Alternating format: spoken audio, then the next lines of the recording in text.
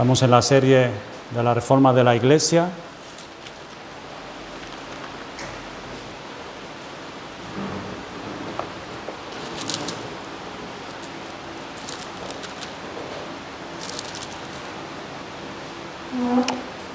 Y vamos a leer capítulo 2, versículos 4 y 5. Dice así la palabra del Señor, hablando de las ancianas, de las mujeres maduras. Versículo 4, que enseñen a las mujeres jóvenes a amar a sus maridos y a sus hijos, a ser prudentes, castas, cuidadosas de su casa, buenas, sujetas a sus maridos, para que la palabra de Dios no sea blasfemada. Vamos a pedir ayuda a nuestro Señor. Padre, te alabamos, Señor, en esta mañana. Queremos que tu nombre sea santificado por nosotros, tu pueblo redimido por tu Hijo Jesucristo. Señor, y queremos ahora pedirte ayuda. Ayuda para mí, Señor, a la hora de predicar tu palabra y poderme expresar. Sé tú mi abrigo, Señor, como hemos cantado. Sé tú mi ayudador. Y también pido por los hermanos y amigos que están entre nosotros, que también sean ayudados para ser pronto para oír, como tienen que oír y abrazar tu palabra, las enseñanzas a través del Evangelio de Cristo. Bendícenos, Señor, en esta mañana con tu palabra. Haznos bien. Te lo pedimos en el nombre de Jesús. Amén. Tito, colaborador de Pablo, tenía un importante encargo en las iglesias de la isla de Creta: corregir una serie de aspectos deficientes y tratar con los diferentes creyentes que componían estas congregaciones, para que según su condición fuesen más a la imagen de Cristo.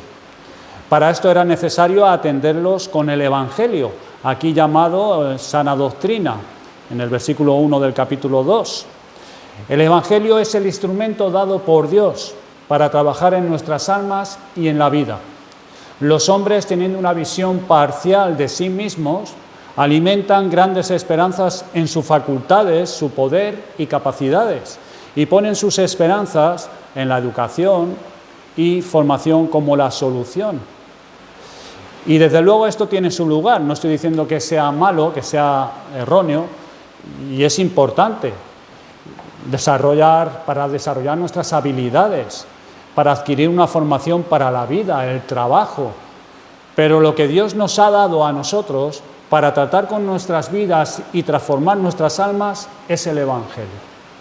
Pablo habla en otro lugar que el Evangelio es poder de Dios para salvación, para todo aquel que cree, Romanos 1:16. Y consiste, por un lado, en las enseñanzas de las Escrituras que contienen lo que Cristo hizo a nuestro favor para librarnos del mal y de la condenación que nuestras transgresiones merecen, para reconciliarnos con Dios. Y además este Evangelio contiene las enseñanzas de Cristo que nos presentan el camino en la vida que es consecuente con Dios, delante de quien ahora podemos vivir, habiendo recibido una nueva naturaleza. El trato con la mujer nos ha tomado varias semanas. Es curioso que el apóstol aporte mucho más detalles para ellas que para los otros grupos en la iglesia. Los dos últimos puntos que consideramos respecto a las mujeres jóvenes son estos deberes que tienen que ver con el esposo y los hijos, y cómo el apóstol lo ordena: primero los esposos, luego los hijos, y cómo ejercerlo, cómo las dota, las capacita para poder ejercer esto. Este es un amor del cielo que el Evangelio nos dota y guía. El amor celestial no es el de las películas, ese enamoramiento que te presentan, con el que muchos sueñan, con un gran contenido de imaginación y un envoltorio y un perfume como muy sentimental.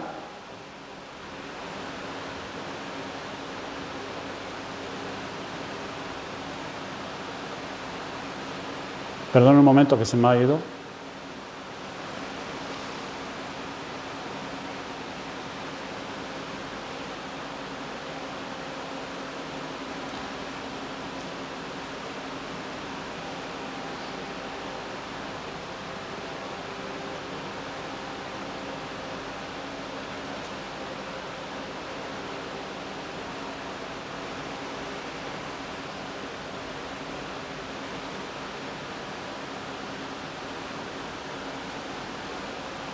Y será a medida, hermanos, que conozcamos el Evangelio y sus implicaciones que lo podrán ejercer. Las mujeres jóvenes, perdonen un momento. Bueno, pues tiene que ver ese amor del cielo con que el Señor derrama, tiene que ver con lo que Dios hace con nosotros. Y nos dice, a través de su palabra, a través del Evangelio, de las enseñanzas, las doctrinas, y precisamos de toda su asistencia para dejar a un lado muchos elementos de nuestro corazón que se interponen o mezclan. Vamos a seguir y a englobar todas las características que nos restan respecto a la mujer, que en su momento dijimos que tenían que ver con la vida en el hogar y en la familia, y vamos a considerar el versículo 5. Además de amar a sus esposos y a sus hijos, es preciso que la mujer aprenda a ser, y la primera característica es prudente. Prudente. Esta es una gracia concedida del cielo, la cual precisan también los pastores, como lo estuvimos considerando en el capítulo 1, versículo 8, y luego también en el pasaje literal de 1 Timoteo, capítulo 3, versículo 2, que allí es traducido por sobrio, cualidad que también se espera de los hombres maduros, capítulo 2, versículo 2 de Tito, que los ancianos sean sobrios, ancianos de edad, personas que ya tienen una edad, pero que no significa que sean pastores, sino alguien que tiene una madurez espiritual, que ha llegado a un nivel de sobriedad, de prudencia. Tiene que ver con el entendimiento y literalmente consiste en tener una mente sana.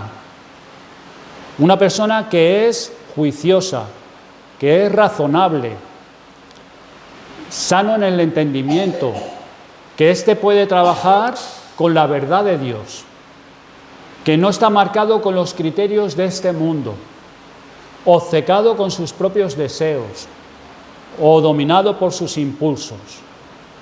Es alguien que puede trabajar con la verdad, que no tiene una mente atada a las ideas y las filosofías que a la gente les gusta, y no pueden pensar con la verdad de Dios y de su palabra, y así vean la palabra de Dios fuera de lugar, y que ésta no tenga aplicación ni lugar en su vida, pues rige otros criterios particulares.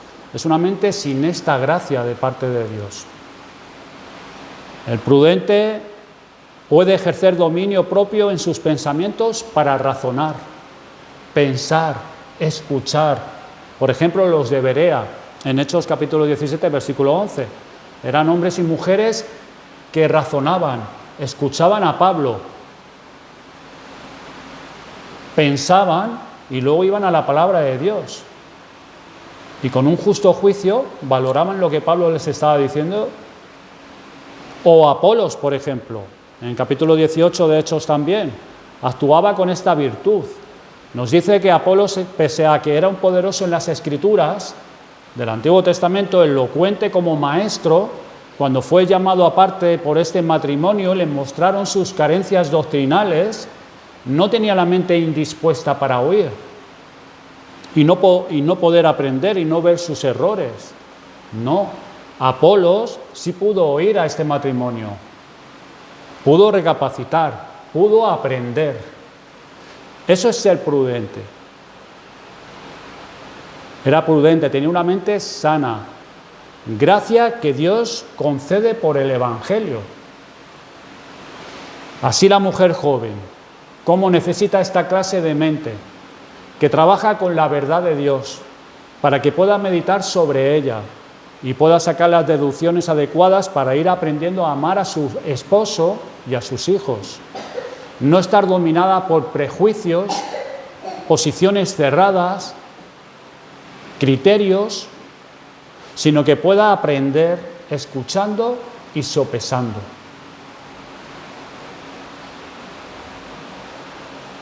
La siguiente característica que nos dice en el versículo 5 es casta.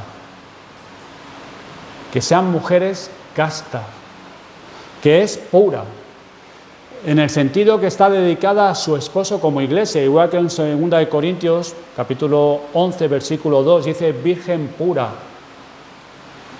Esto es la iglesia, dedicada al Señor Jesucristo.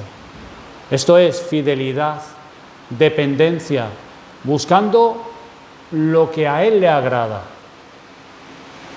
Esto debe aprender la mujer joven, la orientación de su corazón y cuerpo, preservarlo y dedicarlo para su marido. Y esto es importante para poder proteger y cultivar lo que Dios ha hecho y lo que Dios quiere. ¿Y qué es lo que Dios quiere? Pues lo que Dios juntó, no lo separe el hombre. Esto decía Cristo, Mateo 19:6. No se puede dejar pensamientos que atenten contra lo que Dios unió y se fraguen y desarrollen. No permitir que amistades, conversaciones e influencias pongan tal asunto en duda. En una sociedad como en la que vivimos, como esta, que piensa en el divorcio como la solución rápida a los conflictos, que uno puede cambiar de pareja como quien cambia de casa o de barrio, que la infidelidad es como una aventura, hay que cuidarse al respecto. Aún más, aprender a ser casta, entregada a su marido, demanda arraigar en la mente de esa mujer la renuncia a la idea de separación, abandono o divorcio. Se ven muchas películas hoy en día con tal argumento. Se oye o se sabe de muchas personas que lo hacen. Luego esto puede llegar a ser familiar. Algo que se normaliza. La separación, el divorcio. Y uno cree que lo puede usar en ciertos momentos difíciles, situaciones delicadas en el matrimonio, lo lanza como una amenaza a su cónyuge o lo abraza como una salida. Lo abraza en su corazón, como una posible salida, como un escape. Pues no, mujer, tienes que aprender a ser casta, dedicada a tu marido, en los tiempos buenos y en los tiempos malos. Dios aborrece el repudio, nos dice en Malaquías 3:16. Por tanto, tú no puedes estar acariciando lo que Dios aborrece y rechaza. Y cuando me refiero a acariciar, me refiero en tu mente, en tu corazón, como una alternativa.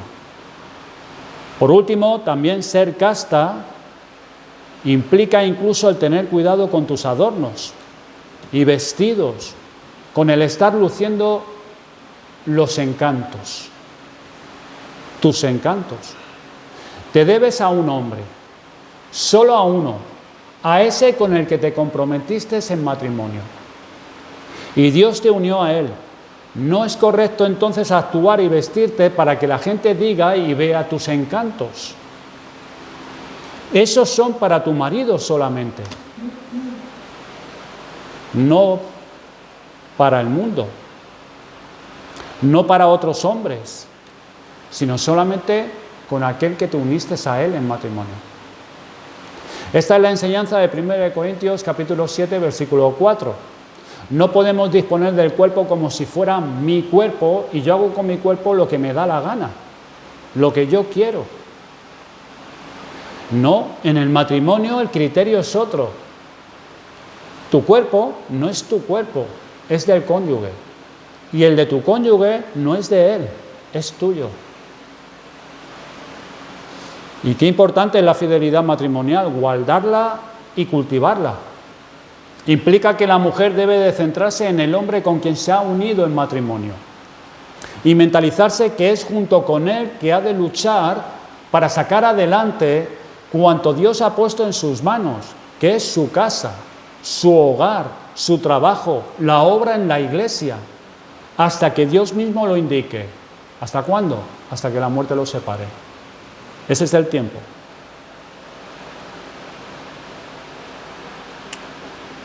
Otra característica que vemos en el versículo 5 es cuidadosa de su casa. Esto en el griego es una sola palabra compuesta por casa y trabajar. Pero no da la idea de estar ocupada en casa, como que tiene que estar ocupada, sino más aún. Ser hacendosa, cuidadosa de sus casas. Dios ha encomendado a la mujer la gran y difícil tarea del cuidado de la casa, lo cual, además del amor al marido y a los hijos, implica un cuidado especial del entorno donde se desarrolla todo esto. Como dice John Benton, dice: la capacidad femenina es lo que puede convertir una casa en un hogar. Y eso solamente están dotadas ellas. Las mujeres, ustedes, pueden convertir una casa en un hogar. Ciertamente es la órbita donde gira la mujer, para la cual está dotada de forma especial por su Creador. Hoy hay otros planteamientos distintos.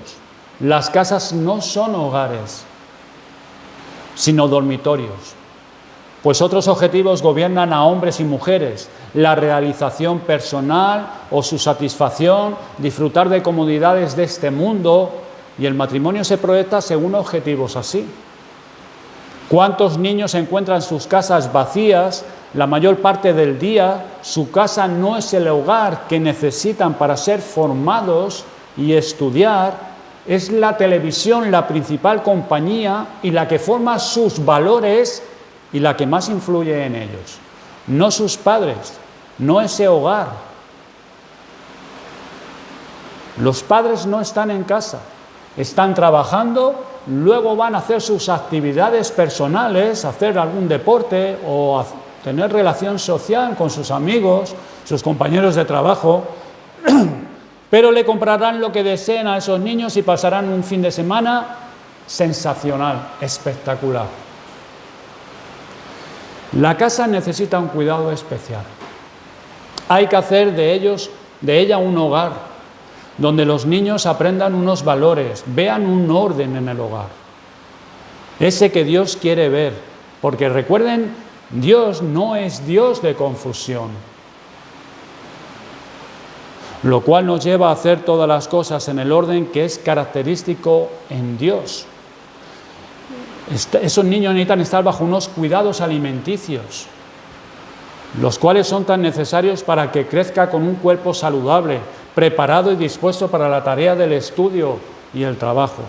Necesitan de afecto, de educación, de formación.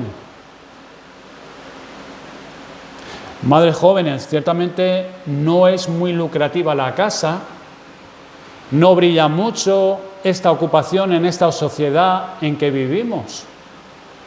Claro, como que ames a tu marido, que ames a tus hijos, que estés en tu casa, que hagas un hogar de tu casa, que ames a tu marido, tus hijos hoy en día. ¿Cuántas mujeres hoy en día ven una carga a los hijos? Bueno, de hecho había una sociedad, lo comentamos el otro día mi esposa y yo, o una asociación de mujeres arrepentidas.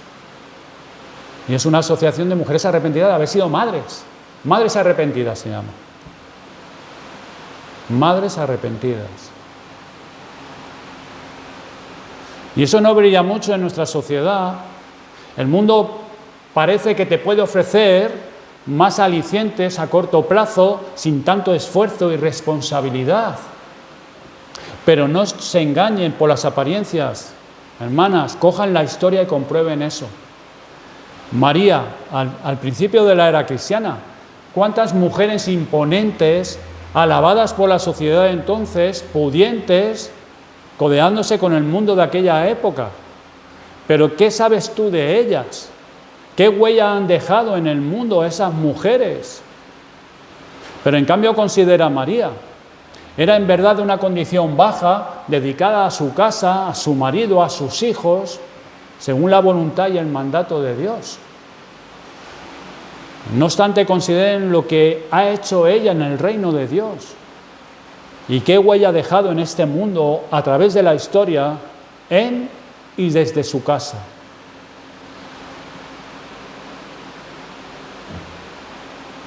Mujeres, en lugar de su influencia más considerable, la aportación más grande que ustedes podrán hacer será desde sus casas, sabiendo cuidar su hogar, amando a sus maridos, a sus hijos, para que ellos puedan cumplir su papel según la voluntad de Dios.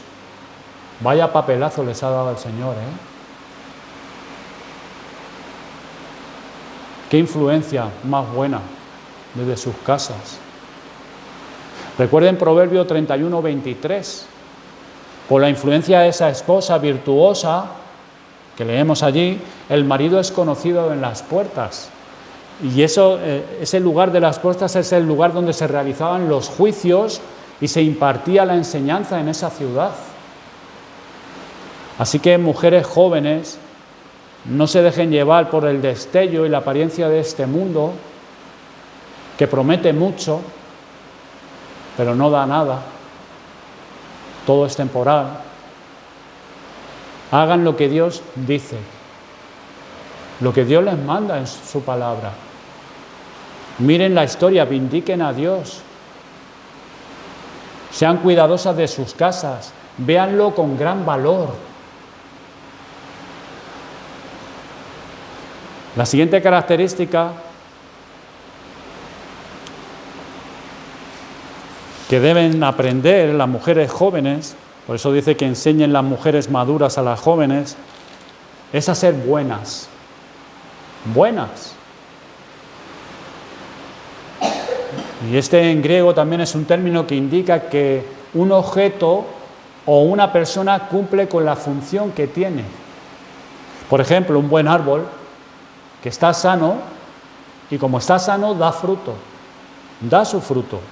O de una persona recta, justa, que hace su función. Por ejemplo, un buen trabajador hace su función, es un buen trabajador. O un buen jefe. O también algo que es beneficioso, que aporta lo que es bueno. Aquí podría entenderse que aporta lo que es beneficioso para los suyos. Eso es una mujer buena, que aporta beneficio a los suyos. Por ejemplo, Lucas 6, del 43 al 45, dice: el hombre bueno, del buen tesoro de su corazón, saca lo bueno. Y el hombre malo, del mal tesoro de su corazón, saca lo malo. Porque de la abundancia del corazón habla la boca.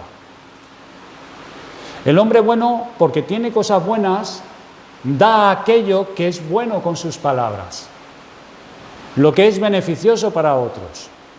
Esto nos habla de la actitud y la meta que debe de mantener la mujer para realizar la tarea expuesta del cuidado de su casa y del amor para su marido y para su hijo. No es llegar a encerrarse en los muchos trabajos que demanda un hogar, como una máquina en el quehacer diario, y se centra en eso.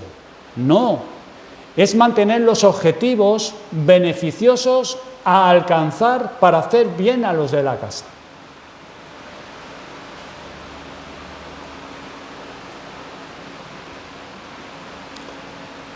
Eso es ser buena.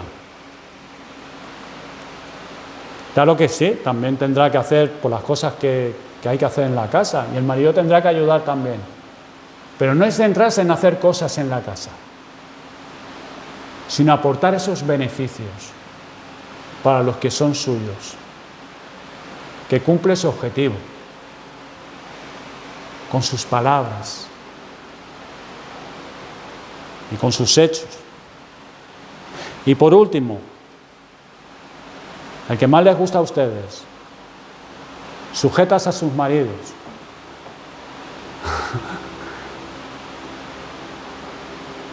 Hay mucha bendición en eso, ¿eh? Ahora lo vamos a ver. Sujeta a su marido. ¿Cuánto se ha dicho hasta ahora? Coloca a la mujer joven y madura, a ambas, en una posición de influencia y de dignidad. Lo que se espera de ellas, se espera también de los pastores y de los hombres maduros. Esto resalta la importancia del papel que juega la mujer. A esto se añade la responsabilidad de ella como guardiana de la posición y el honor del Evangelio y del nombre de Cristo en este mundo. Por eso dice, para que la palabra de Dios no sea blasfemada. Ella tiene que ser guardiana en esa posición donde el Señor la ha puesto, para que el nombre de Cristo sea exaltado. para que el Evangelio de Cristo sea glorificado, guardiana, preservando esa posición que el Señor le ha dado. Todo esto podría inducir a la mujer a olvidar el fundamento de su posición para realizar su función. Y esta debe de ser la de colaboración con el marido, estando en una posición de sujeción. No es cuestión, hermanas, de dignidad, de grandeza, no, sino de orden. Ustedes no han perdido ninguna dignidad, ni grandeza. Ustedes están en una posición. Las mujeres deben de preguntarse más bien, ¿cómo Dios quiere que hagamos toda esta tarea? ¿Cómo Dios quiere que yo haga toda esta tarea? Lo define desde la posición de sujeción al marido. ¿Qué quiere decir eso realmente? Que los dos deben de luchar por una meta común. No es que aquí quien manda es el hombre y lo que él quiere, desea y se le ocurre es lo que se tiene que hacer. No, esa no es la idea que nos da este pasaje, ni tampoco Génesis 2. La idea es que Dios nos plantea una tarea importante en el hogar, en la iglesia, en el mundo, y para ello la mujer y el hombre en el matrimonio tienen que ser uno, buscar la misma meta, cada uno aportar lo que puede y debe, y en esa unidad el marido es la cabeza y la esposa la ayuda, que actúa en sujeción a él. Y esto es tan importante que Dios nos lo repite de forma reiterativa en las Escrituras. Por ejemplo, en Efesios 5, versículos 22 al 23, las casadas estén sujetas a sus propios maridos como al Señor, como está sujeta al Señor. Una mujer que no está sujeta al marido no puede estar sujeta al Señor. Pero el mandamiento es: las casadas, igual que estás sujeta a tu Señor, a Cristo, tienes que estar sujeta a tu marido. Porque el marido es cabeza de la mujer, así como Cristo es cabeza de la iglesia, la cual es su cuerpo, y Él es su Salvador. Colosenses 3:18 nos dice: casadas, estad sujetas a vuestros maridos, como conviene en el Señor. Y de ninguna manera esto es dar licencia a los maridos para hacer lo que quieran, no. Hay que convertir nuestra casa en un hogar, hay que buscar lo mejor para los hijos, hay que buscar el sustento, hay que servir en la iglesia, hay que dar un testimonio honroso y digno del Evangelio en este mundo. Pues para cometer esto el hombre es la cabeza y la esposa su ayuda, sujeta a él. Puede haber hombres que entiendan esta posición de la mujer como para servirse de ellas, aprovecharse de ellas, que esta es la manera de tener un compinche en casa con la boca tapada.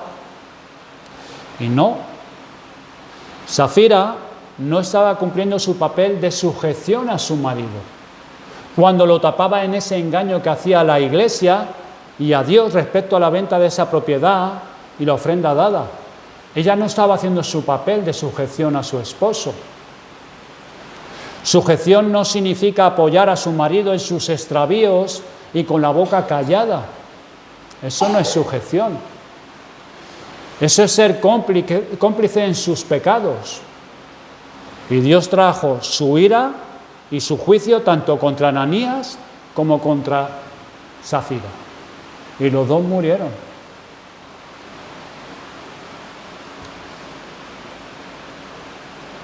Señalemos de qué forma el Evangelio está vinculado con todo esto. Miren Tito 2, versículo 14. Dice: quien se dio a sí mismo por nosotros para redimirnos de toda iniquidad y purificar para sí un pueblo propio, celoso de buenas obras. Dice que Cristo se dio a sí mismo. Dios se hizo hombre para poder entregarse en sacrificio por nuestros males, para pagar Él con su muerte la deuda de nuestras maldades para ser nuestro sustituto.